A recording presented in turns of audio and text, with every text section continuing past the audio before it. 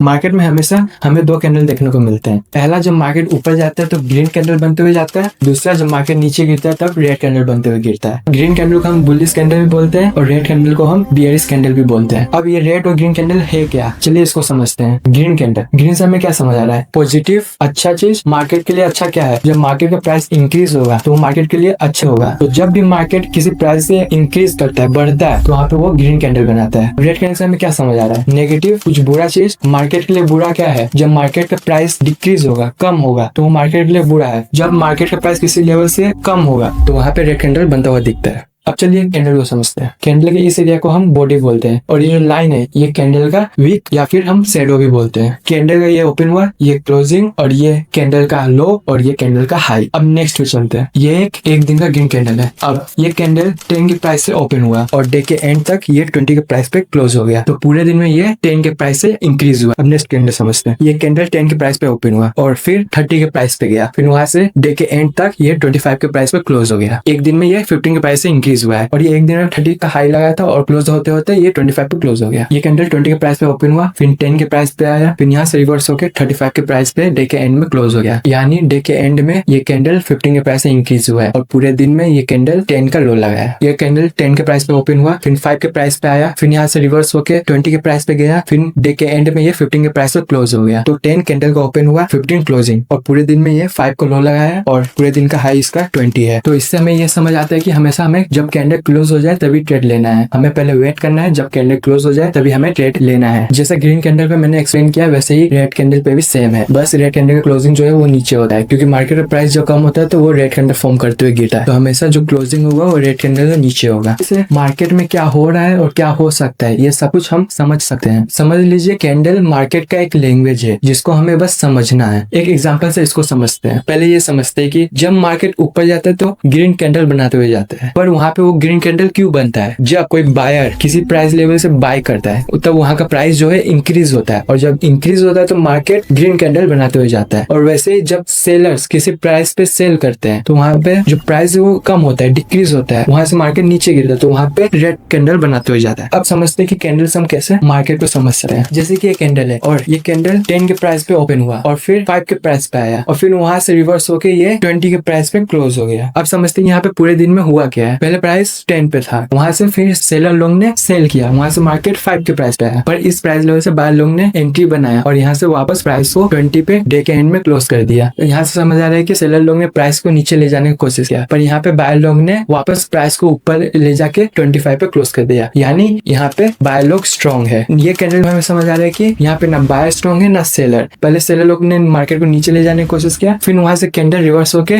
ऊपर गया, फिर वहां से डे के एंड में ये बीच में क्लोज हो गया। तो इससे हमें ये समझ आ रहा है कि ना सेलर स्ट्रॉन्ग है ना बायर स्ट्रॉन्ग है, मार्केट बीच में क्लोज हो गया। तो हमें बस इसी चीज पे फोकस करना है कि कैंडल हमें क्या समझाने की कोशिश कर रहा है, वहां पे बायर स्ट्रॉन्ग है या फिर सेलर स्ट्रॉन्ग है। तो फिर उस हिसाब से हमें अपना ट्रेड लेना है। अब हम नेक्स्ट वीडियो में बात करेंगे कुछ इंपॉर्टेंट कैंडलस्टिक पैटर्न के बारे में जो आपके ट्रेडिंग में हेल्प करेगा। और अगर कोई भी डाउट हो तो आप कमेंट से पूछ सकते हो।